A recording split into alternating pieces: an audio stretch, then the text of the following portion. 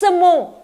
And when he has nothing left, he finds what he can and he gives some more. That is the pastor's heart. That is love. Love is Jesus grieving for his cousin that was just beheaded and turning around and feeding a multitude because they had followed him. Love is weeping for Lazarus and raising him from the dead and still being prepared to go up to Jerusalem where he knew that he would be crucified. Love is when you've got nothing more to give, you get up and give some more. That, ladies and gentlemen, is the pastor's heart. You see, it's not about how well you do the job. Sure, that helps. I mean, all of us would like a nice, tasty piece of bread versus a really badly burnt one. But the point is that you made the effort to make the bread in the first place. But I know that we all come to a crisis where we run out, where there's nothing left anymore. And you're going to experience this in your pastoral training. You will find that you will be made, there will be demands made on you time and time again. And because your training takes place in the home, look around you. Your family, those closest to you are going to make demands on you and are going to stretch you beyond what you're able to give.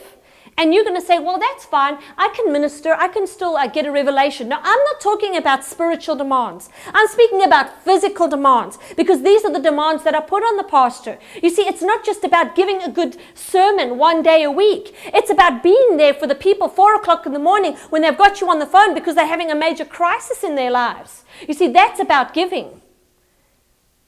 It's not about having a good message. It's not really about the spiritual stuff as much as who you are and giving of yourself to the people. Did Jesus not do that again and again? Come on. What are the most outstanding things that you think about when you consider the ministry of Jesus? Think about all the stories that you know about the Lord. And what are the first pictures that come to your mind? I know exactly what they are. They're the miracles. They're the times he took this many loaves and turned them into 5,000.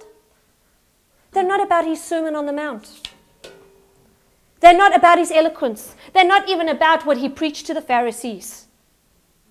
They're not about his great words, but yet they're there for us and they're great to have them. But when you think about Jesus as the man, as the one you love, what do you think about? You think about him, how he was there for you, how he pushed through with everything you've been through.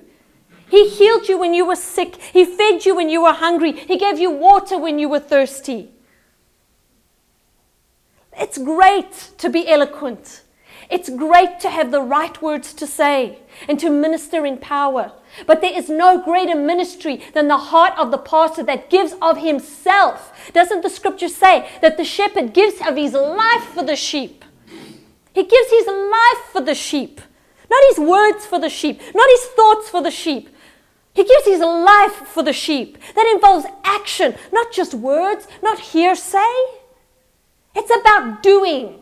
The entire office of pastor is about doing in the lives of people, not just talking. Hey, the prophet, I think sometimes they're a little bit more blessed. They get to do a lot more talking into the lives of God's people. But the pastor is a doer. He's not a talker. Even in the scriptures, Paul says to Timothy that the elders should be apt to teach. Oh, they just need to be apt to teach. Because even though it's great that they have it, and it is important, it's not their main focus. Their main focus is to give of their lives to the sheep, is to have a pastor's heart, is to have a giving heart.